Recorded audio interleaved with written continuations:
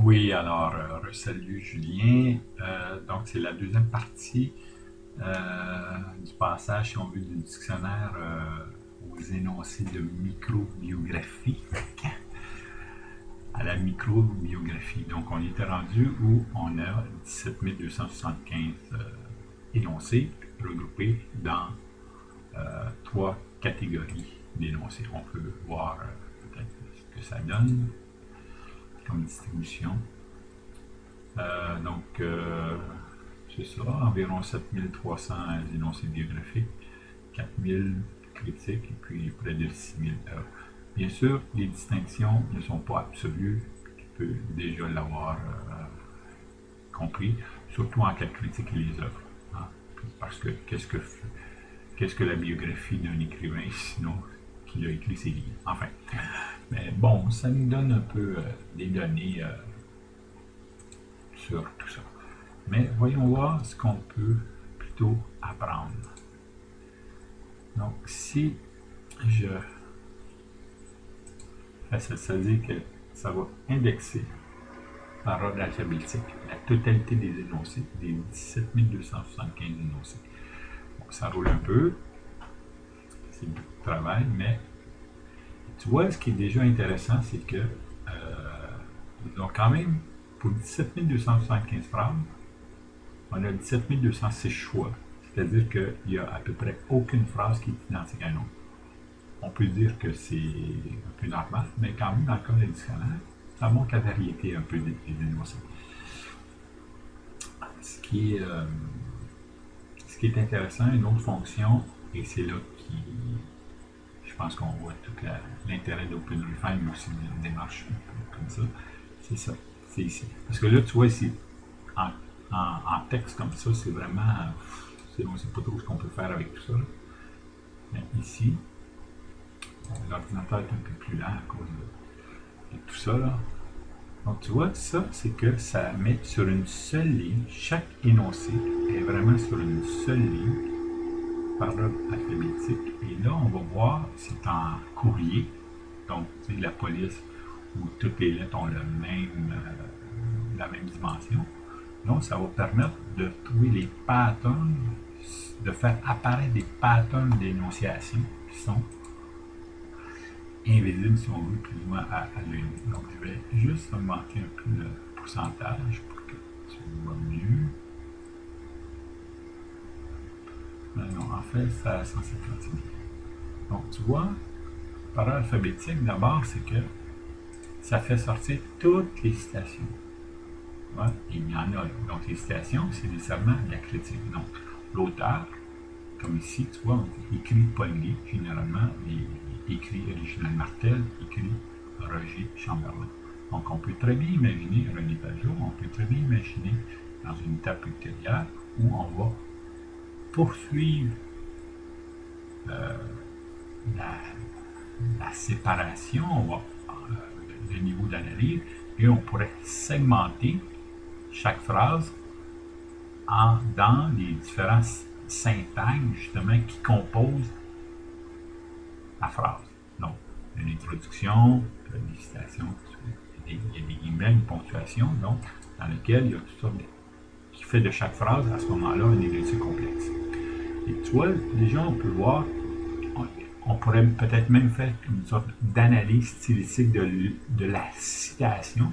Ce sont des citations qui portent sur un auteur. Donc, les citations, la critique. Mais ici, donc tu vois, ça nous permet d'identifier quelques centaines de citations, sinon plus. Bon, ici, il y a quelques bugs, là, parce que de ma formule pour trouver la fin de phrase avec les points, les virgules, puis il y a probablement des exceptions puis des erreurs, tout ça, mais quand même. Tu vois, ensuite, ici, on imagine qu'avant, il y avait une citation, ça c'est peut-être la suite, donc une autre. Mais je vais arriver au cas, donc tu vois, il y en a encore beaucoup. C'est ici ça commence. Tu vois, donc à 17 ans. On peut voir, en se rappelant toujours que pour chaque énoncé ici dans la base de données, on verra que cet énoncé-là, elle est caractérisée par biographie ou ici certaines biographies. Donc, des énoncés qui concernent des événements temporels, des dates dans la biographie de quelqu'un. Ensuite, tu vois, à cette époque. Donc, d'autres énoncés, et là, je prends seulement le premier syntagme, oui, qui oriente un peu l'énoncé. Donc, à cette époque, une rencontre, c'est un événement. Bien sûr, on pourrait faire une requête où le il ou le premier pronom est remplacé par le nom de l'auteur. On pourrait bien sûr faire ça.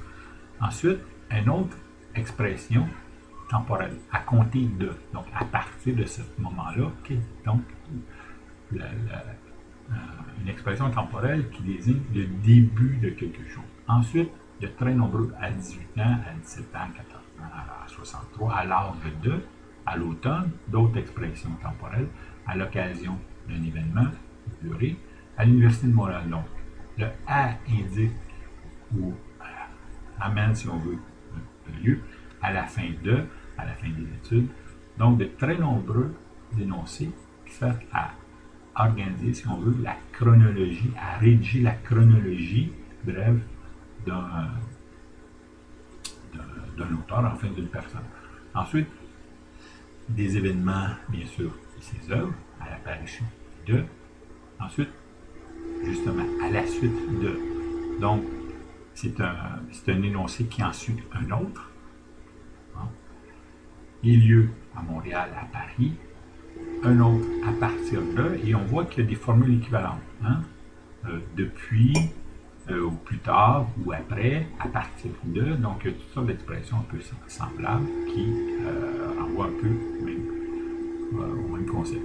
Ici, à propos de, on pourrait immédiatement penser que ce sont des énoncés de la critique ou sur les œuvres. D'autres événements, à sa mort, à son retour, on peut continuer l'analyse en regroupant les énoncés biographiques, retour, départ, etc. Barreau, ici, on voit le nom de la critique, ou parfois le nom de l'auteur, bon, Grandbois, étudie, Léoric, tout ça. On pourrait bien sûr extraire, je pense, relativement facilement tous les noms de personnes qui débutent une phrase et distinguer justement, parfois, où l'auteur et le sujet de l'énoncé ou l'objet de l'énoncé. Bon, ici c'est André Valence, c'est un. Les différentes données et informations sur la formation, et là on verra qu'il y a beaucoup d'expressions un peu semblables, études, après, secondaire, après ses études primaires. Donc, on peut voir, ici c'est encore plus intéressant parce que tu vois, les dates sont chronologiquement déjà organisées. Hein? Donc, les arrivées au Canada sont déjà inscrites dans les formules, si on veut, stéréotypées ou standardisées de ce genre d'énoncé-là. Ce que je voulais te montrer aussi, plus loin, là, ça fait déjà. Attends, je vais voir. Il faut pas. Ok, je vais reprendre encore pour quelques minutes. Et on voit tous les titres. Boursier, fondateur, membre, avocat, on pourrait tous les regrouper. Les dictiques aussi sont intéressants. C'est alors que ce livre, cette pièce de théâtre, donc les dictiques aussi montrent bien et indiquent justement le sujet de ce dont on parle. Et cependant, ouais, ce genre d'approche, je trouve que ça montre la structure de l'énonciation. Le cependant, ça signifie que dans l'énoncé précédent, c'est une nuance, c'est un complément, c'est une restriction, c'est quelque chose d'autre. Donc, c'est la liaison, hein, c'est l'articulation des deux énoncés. Et on voit que dans les logiciels, généralement d'entité nommée ou d'extraction de données, c'est qu'on met tous ces mots-là à la poubelle pour ne retenir que les substantifs. Alors que, bien sûr, la phrase parler ne signifie pas qu'elle oublie de mots. Hein. Écoute, il y a encore plein de choses à découvrir, donc je vais arrêter ici. Il y aura peut-être un troisième clip. Et puis, je pense que tu commences à voir, comme moi, j'ai découvert ça.